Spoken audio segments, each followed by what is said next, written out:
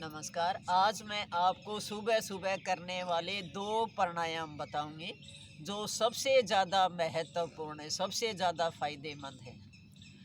प्राणायाम 100 बीमारियों की एक दवा है प्राणायाम। लेकिन अगर आपके पास टाइम नहीं है तो सुबह सुबह सिर्फ आप 2 प्राणायाम कर लें। नियम से, तरीके से और विधि से ही प्राणायाम करें। प्राणायाम करने से पहले हमेशा चाहे आप ताड़ासन करें या 1-2 एक्सरसाइज कर लें शरीर से, ताकि हमारा शरीर जो है प्राणायाम करने के लिए तैयार हो जाए। तो सबसे पहले हम करेंगे कपालभाति और उसके बाद फिर अनुलोम विलोम। कपालभाति में आपको क्या करना है, आराम से सुखासन, पद्मासन में आराम से बैठ जाएं और ध्यान मुद्रा या पान वायु मुद्रा, जो भी आप मुद्रा लगाए, घुटने के ऊपर पैर हाथ रख लें और उसके बाद सांस जो है सिर्फ बाहर फेंकने की तरफ ध्यान देना है। जब सांस अंदर जाएगा तो पेट फूलेगा, जब बाहर निकलेगा तो पिचकेगा। अंदर अपने आप जाएगा, इसकी तरफ कोई ध्यान नहीं देना। चलो अब शुरू करते हैं।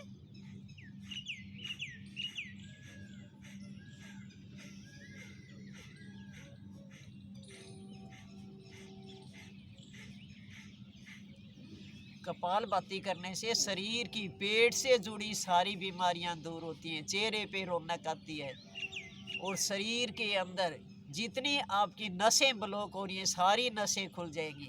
इतना ज़्यादा फायदेमंद है कपालभाति प्राणायाम। इससे पेट भी छोटा होता है, मोटापा भी घटता है कपालभाति करने से। और कुछ लोग क्या करते हैं, खाली कपालभाति कर लेते हैं कि इतना ज़्यादा फायदेमंद है तो मैं सिर्फ कपालभाति कर लेता हूँ। लेकिन कपालभाति प्राणायाम करते हो उसके बाद अनुलोम विलोम प्राणायाम ज़रूर करें। और एक प्राणायाम करने के बाद 1 मिनट का रेस्ट करें, फिर दूसरा प्राणायाम शुरू करें। और कम से कम जो है 5 मिनट प्राणायाम ज़रूर करें, तभी आपको फ़ायदा मिलेगा। और सप्ताह के अंदर 5 दिन जो है ज़रूर प्राणायाम करें। ये नहीं 1 दिन कर लिया, 4 दिन नहीं किया, लगातार जो है आप प्राणायाम करें। और उस कपालभाति करने के बाद फिर हम करेंगे अनुलोम विलोम प्राणायाम है।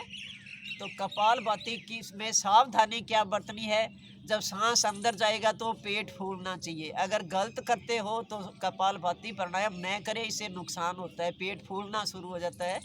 तो जब भी सांस अंदर जाएगी तो पेट फूलेगा, जब बाहर निकलेगी तो पेट पिचकेगा। सिर्फ जो है अपने को शुरू के अंदर धीरे धीरे स्ट्रोक लगाने हैं। जिनके हाई बीपी है या हार्ट की शिकायत है तो वो धीरे धीरे कपालभाति प्राणायाम करें, तो पूरे तरह से जो है आपको फ़ायदा मिलेगा। कपालभाति के बाद 1 मिनट का रेस्ट, फिर उसके बाद फिर हम करते हैं अनुलोम विलोम प्राणायाम।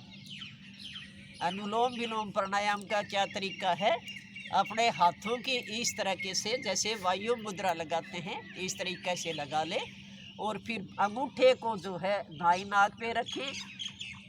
दाईं नाक को अंगूठे से बंद करेंगे, बाईं नाक से धीरे धीरे सांस अंदर भरेंगे और फिर धीरे धीरे जो है दाईं नाक से सांस को बाहर निकालेंगे।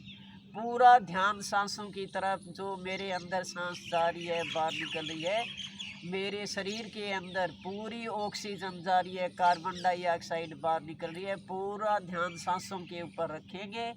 अनुलोम विलोम का मतलब ये होता है कि बाईं नाक से सांस भरी और फिर दाईं नाक से सांस निकाली, फिर दाईं से ही जो है सांस को भरेंगे और फिर बाईं से निकालेंगे। कुछ लोग क्या गलतियां करते हैं कि बाईं नाक से सांस लेकर दाईं से निकालते हैं और फिर दोबारा भी बाईं से शुरू करके दाईं से निकालते हैं, तो ये गलत है।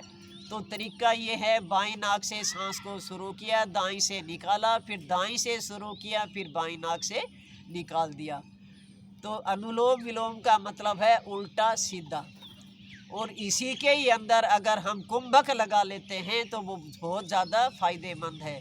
इसमें क्या करते हैं हमें, जैसे नाड़ी शोधन प्राणायाम है, नाड़ियों को शुद्ध करने वाला प्राणायाम। हमारे दिमाग के अंदर ज़्यादा कार्बन डाइऑक्साइड भरी रहती है।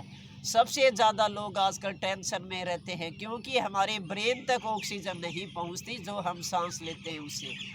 तो जब कुंभक लगाते हैं तो हमारे दिमाग में पूरी ऑक्सीजन पहुंचती है, इससे दिमाग जो है तेज़ होता है, प्राणायाम करने से शारीरिक और मानसिक दोनों बीमारियां दूर होती हैं। तो अब अनुलोम विलोम करने के बाद क्या है, हम कुंभक लगाएंगे। पहले पूरक, फिर रेचक, फिर आंतरिक कुंभक और फिर बाह्य कुंभक। ये है नाड़ी शोधन प्राणायाम का नियम। तो चलो पहले हम धीरे धीरे बाईं नाक से सांस भरेंगे और फिर पेट के अंदर उस सांस को रोकेंगे। जितनी देर आराम से रोक सकते हैं रोक के रखें और उसके बाद फिर धीरे धीरे दाईं नाक से बाहर निकाल दें और फिर बाहर कुंभक लगाएंगे। बाहर जो कुंभक लगाते हैं उसको बाह्य कुंभक बोलते हैं। जितनी देर बाहर सांस को रोक सकते हैं बाहर रोकें और फिर दाएं नाक से इस सांस को अंदर भरें और पेट के अंदर रोकें और उसके बाद बाईं नाक से सांस को बाहर निकालें, फिर बाहर की तरफ रोकें। जैसे बाईं नाक से सांस भरी, फिर पेट के अंदर रोका, फिर दाईं नाक से सांस को बाहर निकाला, फिर दाईं तरफ बाहर रोका, फिर दाईं नाक से सांस भरी, फिर पेट के अंदर रोका और बाईं नाक से जो है बाहर निकाल दिया, फिर बाहर रोका। तो ये होता है कुंभक प्राणायाम। कुंभक करने से हमारे एक एक अंग में ऑक्सीजन पहुंचती है।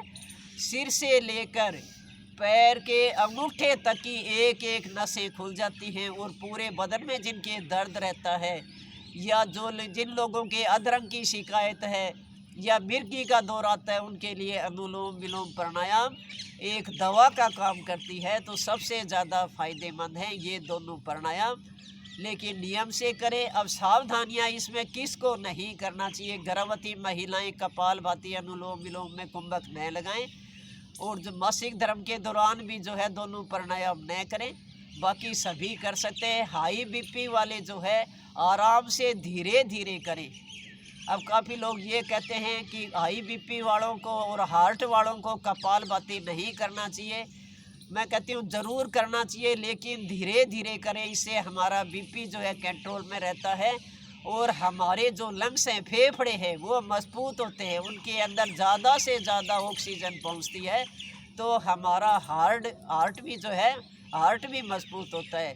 हमारी लीवर, किडनी सारे मजबूत होते हैं जब अगर हम ये दो प्राणायाम सुबह सुबह कर लेते हैं।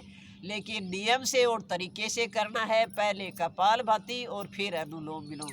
और शुरू करने से पहले थोड़ी सी जो है एक्सरसाइज कर ले ताकि हमारा शरीर के अंदर जो है ब्लड सर्कुलेशन जो है चलना शुरू हो जाए और हम आराम से प्राणायाम कर सकें। तो प्राणायाम हमेशा नियम से तरीके से करें।